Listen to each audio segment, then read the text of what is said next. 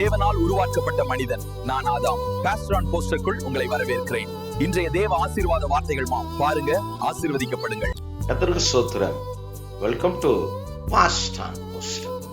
இந்த நாளுக்கான தேவனுடைய ஆசீர்வாத வார்த்தை ஏசாயா எழுதின புத்தகம் 66ஆம் அதிகாரத்தின் 13ஆம் வசனத்தை நான் உங்களுக்காய் வாசிக்கிறேன். ஒருவனை அவன் தாய் தேற்றுவது போல் நான் உங்களை தேற்றுவேன், நீங்கள் எருசலேமில் தேற்றப்படுவீர்கள். கிறிஸ்துவில் பிரியமான தேவ ஜனமே, உங்கள் யாவருக்கும் இயேசுவின் நாமத்தினாலே எங்கள் அன்பின் வாழ்த்துக்கள். இந்த கால ஓலை தேவனுடைய ஆசீர்வாத வார்த்தை உங்களுக்கு கொண்டு வருவதிலே நான் மிகவும் சந்தோஷப்படுகிறேன். கடந்த 2 நாட்கள் தொடர்ந்து ஊழியம் பெங்களூர்ல கேஜிஎஃப்ல என்று சொல்லி 9, 10 ஆகிய 2 நாட்களும் தொடர்ந்து வேலைப்பாடுகள் ஊழியத்தின் திட்டம். ஆதலால் இந்த வீடியோவை தொடர முடியவில்லை. மற்றும் வருட கடைசியானபடினாலே உதவி செய்கிற எல்லா ஊழியர்களும் சபை பிள்ளைகளும் எல்லாரும் சபையை ஆயத்தம் பண்ணுகிற வேளையிலே புது வருடத்துக்கு ஆலயத்தை ஆயத்தம் பண்ணுகிற வேளையில ஈடுபட்டதுனாலே தொடர்ந்து காரியத்தை செய்ய முடியாமைக்காக நான் வருந்துகிறேன்.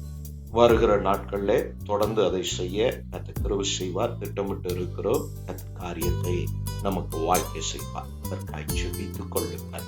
நாம் வாசிக்க கேட்டதான தேவனுடைய ஆசீர்வாத வார்த்தை, ஒருவனை அவன் தாய் தேற்றுவது போல் நான் உங்களை தேற்றுவேன், நீங்கள் எருசலேமில் தேற்றப்படுவீர்கள் என்று சொல்லியிருந்தார். இந்த உலகத்துல எல்லா மனிதனும், அது ஆணானாலும் பெண்ணானாலும், ஏவாளுக்கு மாத்திரம் தாய் தகப்பன் இல்லை, தேவன் ஒருவரே. மற்ற அதன் பின் வந்த ஒவ்வொரு மனிதனுக்கும் மனுஷிக்கும் ஒரு பெற்றோர் இருக்கிறார்கள். அதிலே தகப்பனை விட தாய் மிக முக்கியமான பங்கு வகிக்கிறார்கள். ஏனெனில் மனிதனுடைய கஷ்டமான பாதைகள், மனிதன் சந்தோஷமான வாழ்க்கை வாழ்ந்ததை விட கஷ்டமான பாதைகள் ஊடேதான் அதிகம் நடக்கிறார்கள். அது பண பிரச்சனை, பிள்ளைகள் பிரச்சனை, சொத்து பிரச்சனை, படிப்பு பிரச்சனை, இப்படி வியாதி, நாம் சொல்லிட்டே போலாம். இப்படி பல பிரச்சனைகள்ல நடக்கிறவர்கள் ஏராளம், ஒவ்வொருவரும் கூட. இது நின்று நான் இதுவரை ஒரு கஷ்டமும் ஒரு வேதனையும் ஒரு பாடும் ஒரு துக்கமும் நான் வியாதியோ நான் அடைந்ததில்லை என்று சொல்ல இந்த பூமியில் ஒருவனுக்கும் இப்படிப்பட்டதான சந்தர்ப்பத்தை தேவன் கொடுக்கவில்லை. ஏனெனில் ஆதாமனுடைய பாவம் இந்த பூமி தேவனால் சபிக்கப்பட்டது, மனிதனும் சாபத்துக்குள்ளானான். அந்த சாபம்தான் இன்று உழைத்தால் நமக்கு சாப்பாடுன்ற நிலைமை வந்தது. அதற்கு முன்பு மனிதனுக்கு உழைப்புள்ள, தேவனோடு கூட நேரம் செலவிடுவதுதான் அவனுடைய பிரதான வேலையாய். ஆதலால் தேற்றுவார் தேவையில்லை. அச்சமயங்களில் ஆதாமுக்கும் ஏவாளுக்கும் தேற்றுவார் தேவையில்லை. இப்பொழுது பாவம் வந்தபோது, பின்பு அந்த பாவம் சாபத்தை கொண்டு வந்தபடினாலே மனிதன் அலைந்து திரிகிறான் நிம்மதியை தேடி. ஒவ்வொரு மதத்தினரும் பல வழிகளில் ஏதாகிலும் ஒரு நிம்மதியை அடைந்திட முடியாதா, விமோசனம் கிடைக்காதா, இல்லையெனில் நான் சொர்க்கத்தை அடைய மாட்டேனா என்று சொல்லி அலைந்து திரிகிற ஏராளமான ஜனம் உண்டு. இவைகளின் நடுவே அவரை விசுவாசிக்கிற, அவர் அனுப்பின ஒரே பேரான குமாரனை விசுவாசிக்கிற எவனோ அவன் கெட்டு போகாமல் நித்திய ஜீவனை அடையும்படி அவரை நமக்காக தந்தருளினார். கேட்டுக்கொண்டு இருக்கிற உங்களுக்காக தெய்வம் தன்னுடைய குமாரனை தந்தருளினார். வருகிற நாட்களில் இதை நீங்களும் உங்கள் குடும்பமும் சபையும் கொண்டாட இருக்கிறீர்கள். டிசம்பர் 25 தான் கிறிஸ்து பிறந்தாரா என்று கேட்பீர்களானால் இல்லை. இது நமக்கு விடுமுறை நாட்களாய் கொடுக்கப்பட்டு இருக்கிறபடினால தாராளமாய் இந்த பண்டிகையை நாம் எல்லாரும் சேர்ந்து ஆசரிப்பதில் எந்த தப்பும் இல்லை. இதை அவருடைய பிறப்பின் நாள் அல்ல என்று சொல்லி புறக்கணிக்கிறவர்களும் உண்டு, அதுவும் தப்பல்ல. பட் நாம் செலிப்ரேட் பண்ணுவது நல்லது. ஏனெனில் மற்றவர்கள் தெய்வமே இல்லை, ஆனாலும் அவர்கள் நம்பி செய்கிறார்கள். நமக்கு ஒருவர் வந்தார், அது நிச்சயம், அது எந்த நாளாய் இருக்கட்டும், இதை கவர்மெண்ட் டிக்ளேர் பண்ணி இருக்கிறபடினால உலகம் முழுவதும் டிசம்பர் 25 செலிப்ரேட் பண்றபடினால நாம் அதை செய்வதில் தவறில்லை. தெய்வமும் அதை தப்பாக பாவமாக எண்ணுவதில்லை. நாம் அதை விக்கிரகமாய் அல்ல, தெய்வத்தை மகிமைப்படுத்துகிற ஆராதனையாய் நாம் செய்ய வேண்டும். இயேசுவை இந்த பூமிக்கு கொடுத்தது போல் நாம் மற்றவர்களுக்கு இயேசுவை கொடுக்கிற ஜனமாய் இரட்சிப்பின் பாதையிலே மற்றவர்களை நடத்துகிறவர்களாய் நாம் இருப்போமானால், அங்கே சொல்லுகிறார், ஒருவனை அவன் தாய் தேற்றுவது போல நான் உங்களை தேற்றுவேன், நீங்கள் எருசலேமில் தேற்றப்படுவீர்கள். எருசலேம் என்பது தேவனுடைய வீடு, தேவனுடைய நகரமாகும். தேவன் விரும்பின, தேவன் வாசம் செய்கிற இடம் அது. நீங்கள் அந்த ஆலயம், உங்கள் ஆலயமும் கூட. நாம் ஒவ்வொருவரும் கொரிந்தியர்ல எழுதப்பட்டபடி ஆலயமாய் இருக்கிறோம். நம்முடைய எல்லா சூழ்நிலையிலும் நாம் அதீதமான துக்கங்களை நாம் அடைந்திருக்கும் போது நாம் நம்முடைய தாயினிடத்துல அதை பகிர்ந்து கொண்டு அவரிடத்துல அதை சொல்லி இளைப்பாறுகிற ஏராளமான மனிதர்கள் உண்டு. நான் ஒருவரை சந்தித்தேன். அவருக்கே கிட்டத்தட்ட 50-55 வயதுக்கு மேல இருக்கும். அவங்க தாய் இருக்கிறார்கள். அவர் சொன்ன வார்த்தை, என் தாய்கிட்ட நான் சொன்னா போதும் எனக்கு ஒரு சமாதானம் கிடைக்கும் என்றேன். அந்த தாயும் ஒரு நாள் மரித்து போவார்கள். ஆனால் நான் சொல்லுகிறேன், நம்முடைய தெய்வம் மரணத்தை காணாதவர். அன்று முதல் இன்று வரை அவர் இருக்கிறார். தாயை விட மேலான அன்பு அவரிடத்தில் இருக்கிறது. ஆம், கேட்டுக்கொண்டு இருக்கிறதான தெய்வ பிள்ளைய, இந்த கால ஓலை ஒருவனை அவன் தாய் தேற்றுவது போல, உங்கள் தாய் எவ்வளவு உங்களுக்கு ஆறுதலாய், உங்களை தேற்றுகிறவர்களாய், உங்களை பலப்படுத்துகிறவராய், தைரியமா போ மகனே, தைரியமாய் போ மகளே, நான் ஜெபிக்கிறேன், கர்த்தர் காரியத்தை வாய்க்க செய்வார் என்று சொல்லி உங்களை தைரியப்படுத்துகிற அந்த தாயை விட மேலான அன்பு உங்கள் ஆண்டவரிடத்தில் இருக்கிறது. நீங்கள் நம்புகிற அந்த தெய்வம் அந்த நம்பிக்கைக்குரியவராய் இருக்கிறபடினால் இந்த கால ஓலை உங்கள் ஒவ்வொருவரையும் தைரியப்படுத்துகிறார். உங்கள் தாயை போல உங்களை அணைத்துக் கொள்ளுகிறவர். ஓலை, உங்கள் தாய் மரித்து போயிருக்கலாம். சிலர் உங்கள் தாயை இழந்து என்னை தேற்றுவார் இல்லை என்று சொல்லி கலங்கி கொண்டு இருக்கலாம். வேதம் நம்முடைய தெய்வத்தை குறித்து அவருக்கு அநேக பெயர்கள் உண்டு சொல்லி, நம்முடைய தெய்வம் 1000 நாமங்கள் உடைய தெய்வம், 1000 பெயர்கள். அவரவர் சூழ்நிலையிலே தெய்வத்தை எப்படியெல்லாம் அவருடைய கருவை, அவருடைய தயவு, அவருடைய நடத்துதலை அனுபவித்தார்களோ அதற்கு ஏற்றவார் அவருக்கு பேர் சூட்டி அவரை ஆராதித்தார்கள். நிருபங்களிலே சகல ஆறுதலின் தெய்வம் என்று அவருக்கு பெயர் உண்டு. ஆதலால் நீ இழந்து தவிக்கிறதான தெய்வ பிள்ளைய, உன்னை தேற்ற யாரும் இல்லை, யாரிடத்துல நான் இதை பகிர்ந்து கொள்வேன் என்று சொல்லி புலம்புகிறதான தெய்வ ஜனமே, இந்த கால ஓலை உங்களை தான் கர்த்தர் தேற்றுகிறார், உங்களை தான் கர்த்தர் ஆறுதல் படுத்துகிறார். பயப்படாது இருக்க. அப்போஸ்தலனாகிய பவுல் தெசலோனிக்கே சபையில எழுதும் போது ஒரு வார்த்தை இப்படியாய் பயன்படுத்துவார், பால் கொடுக்கிற தாயானவள் தன் பிள்ளையை காப்பாற்றுவது போல.